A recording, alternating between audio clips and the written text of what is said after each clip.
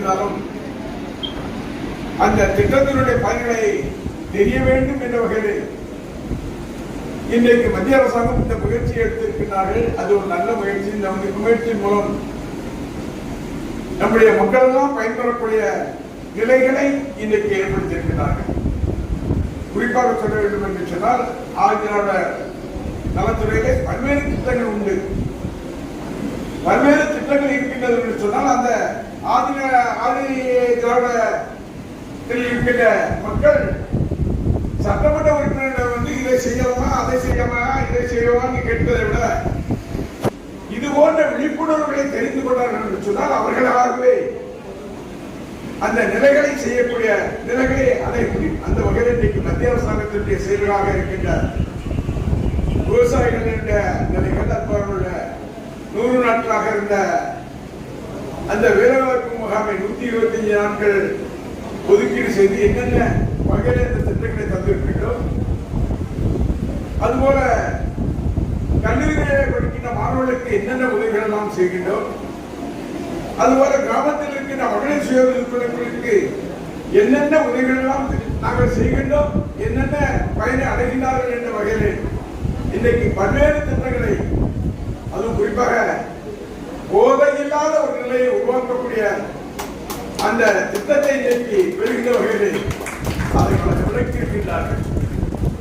இதையெல்லாம் இன்றைக்கு கல்லூரியில் வந்து மாணவர்கள் நீங்கள் தெளிவாக புரிந்திருக்கின்றீர்கள். உங்களுக்கு மட்டுமல்ல, இது உங்கள் மூலம் எல்லா பகுதியிலும் இந்த நிலைகள் மத்திய அரசாங்கத்திலிருந்து என்னென்ன திட்டங்கள் இருக்கின்றது, போதை ஒழிப்பிலே அதனுடைய பயன்கள் என்ன, மகளிர் சுய குழுக்கள் மூலம் என்னென்ன பயன்பெறுகிறார்கள், அதுபோல மத்திய அரசாங்கத்திலிருந்து கேஸ் சிலிண்டர் யாருக்கெல்லாம் கொடுக்கின்றார்கள், இப்படி ஒவ்வொன்றையும் உங்களுக்கு இன்னைக்கு ஏற்கனவே பயிற்சியாக கல்லூரியுடைய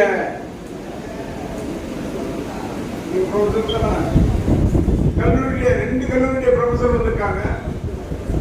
அவங்களும் உங்களுக்கு விளக்கியிருக்காங்க.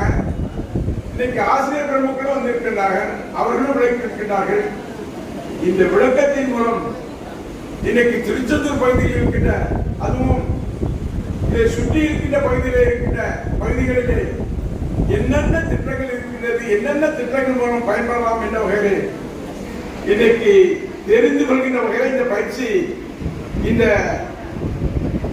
கல்யாண மண்டபத்தில் இன்னைக்கு நடைபெறுகிறது என்று சொன்னால், இன்னைக்கு மத்திய அரசு மக்கள் நல திட்டங்கள் குறித்த விழிப்புணர்வு முகாம் இந்திய அரசு தகவல் ஒலிபரப்பு அமைச்சகம், மத்திய மக்கள் தொடர்பகம் இவர்கள் இணைந்து உங்களுக்கு இந்த விளக்கங்களை எல்லாம் தந்திருக்கிறார்கள். புரிந்திருக்கும், நீங்கள் விரிவாக புரிந்திருப்பீர்கள் என்று நினைக்கின்றேன். புரியவில்லை என்று சொன்னால் இன்னொரு ரவுண்டு அதை பார்த்துருங்க, இன்னொரு ரவுண்டு பேச விட்டு கேட்டுருங்க. இதன் மூலம் நம்முடைய தமிழகம், இந்தியா எல்லா வகையிலும் உயர வேண்டும் என்று நினைக்கின்ற வகையிலே இந்த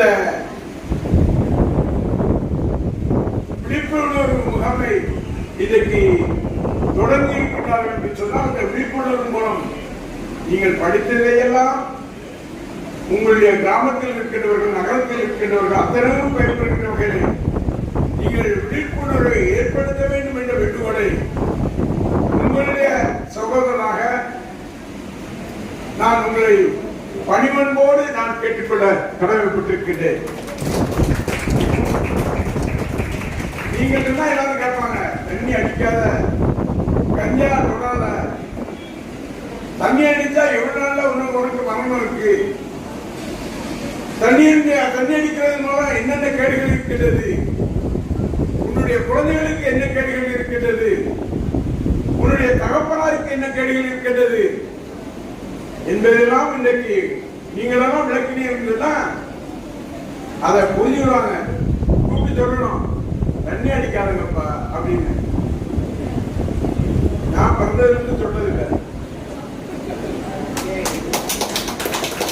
அதுபோல 100 நாட்களை 125 நாட்களாக மாற்றியிருக்கிறார்கள். அதுவே கடந்த காலம் தமிழக அரசாங்கத்தினுடைய பங்கு தொகை குறைவாக இருந்தது. மத்திய அரசாங்கத்துடைய பங்குதொகை அதிகமாக இருந்தது. இன்றைக்கு 150 நாட்கள் ஆனாலும் 125 நாட்களாக இருந்தாலும் இன்றைக்கு மத்திய அரசுடைய பங்குதொகை 40%,